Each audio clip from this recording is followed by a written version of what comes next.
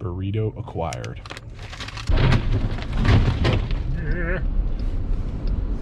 Apparently all the snow just came off the roof of my van.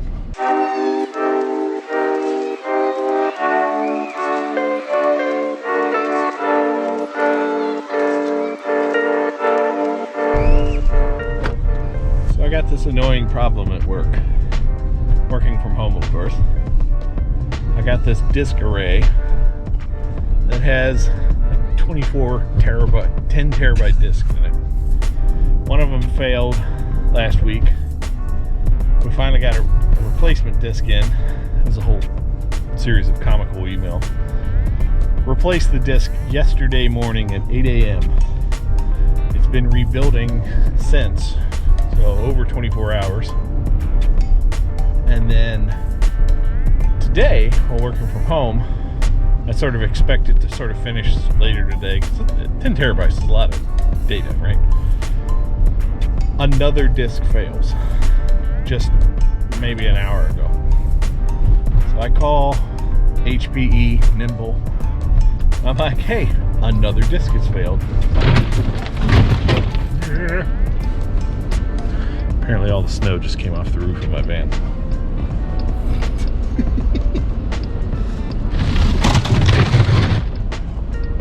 That problem's taken care of. So I call HP, and they're shipping me another disc urgently, as you know, within our contract.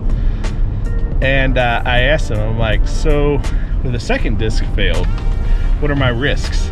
And they basically said, well, right now you're sort of like right on that knife's edge. So if this first disc finishes its rebuild, then you'll be fine. But if a third disc fails, then the entire unit, to protect itself, puts all of the data in read-only mode. So from a virtualization standpoint, that would just take the entire thing offline, right? And unfortunately, this hosts a good chunk of a production VMware cloud with vCloud Director and all the bells and whistles, all this software process automation stuff. And it runs 24 hours a day, 7 days a week, even through the holidays. So if you could imagine, that's kind of a pucker factor, right? And it's interesting that, you know, I thought of it as a pucker factor, because I'm just like, okay, this is important. I should tell somebody about this, right? So I would go to tell my boss, but my boss retired in November, and she has not had a replacement yet. So I go to tell my boss's boss, who's the acting boss, and of course he is on PTO for Christmas vacation. And it refers me to somebody else who is also on PTO for Christmas vacation. So I just keep going further up the chain. So I go to my boss's boss's boss, and I message them on Skype. They just happen to be there and answer. He's working from home, but he's actually available. I finally talked to him, and I start explaining the issue and the risks and all that. And he tells me to stop. He's like, just stop right there. He's like, I don't need all the technical information. Just tell me where we're at on a pucker scale. That just made me laugh, because I'm just like, he knows. So I told him, you know, we have an elevated puckering, but we're not just, you know, full panic mode yet. So elevated puckering. Remember that. It's just a nice day out. Came out to get some lunch. The sun's out.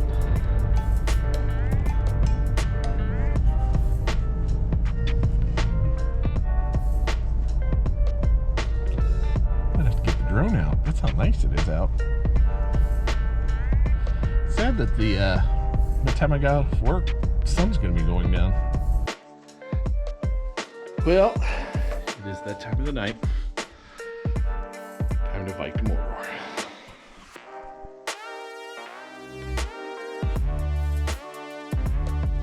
Set my timer for 10 minutes. I think we might finally leave the Shire tonight. Maybe. We stopped exactly at 50 minutes and we are on the precipice of an epic wizard battle. We must join them or fight.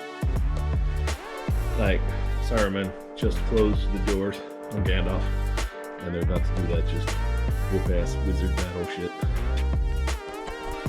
But the most important thing is that Frodo finally left his damn home. So he's on the damn road. Still hasn't left the Shire, mind you.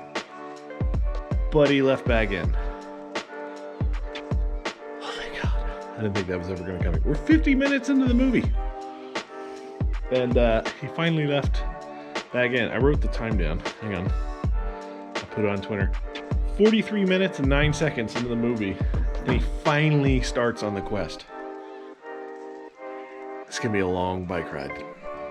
Well, this is going to be a short video today. I could film it, but it'd probably be boring. I'm trying to go through and organize all my old footage. Basically, I used to put it in folders where like there would be like a How to Dad folder. And that would be all the footage, all the music and everything else. And then I had one of the kids. I had one of us going to Legoland. Long story short, this is just all disorganized. So I started then putting them into folders where I said, okay, let me put all the GoPro video just in one folder. And I put a date. And then I'd have to go out. And then if I had something else on that day, I'd go back and I'd pull up like when I flew my drone. Now, I decided to start categorizing it by year, month, and day, and then you can drill into there. The only problem is that it was tedious to set this up, so I literally wrote a PowerShell script that would go through for every month. It would set up all the folders, right? And it would then create subfolders of GoPro, Spark, Canon, and iPhone, because these are the 4 cameras that I pretty much always use. And then it would write those directories. And this is awesome. And I'll run this again for 2012, but I need to write a counter script at some point that goes in and finds empty folders, because I have all these empty folders. See, like on the 13th of January, I didn't fly my drone, so this folder's empty. So why even keep that folder, right? Why not just delete that folder, right? So needless to say, I'm trying to categorize all my old footage into this new system, and I'm trying to finish it before the end of the year. And then for 2012, we're just going to start a new year. That seems reasonable. Which now I can at least go through and I don't know when I did something, but it's easier to find something. And if I find like the date that I did something, then all the footage for that date, whether it's the drone, the GoPro, something I filmed on my iPhone, etc., it's all on that date. So that seems like a much better idea. It just means a lot of moving data around, so I'm gonna do that now. I'll catch you tomorrow.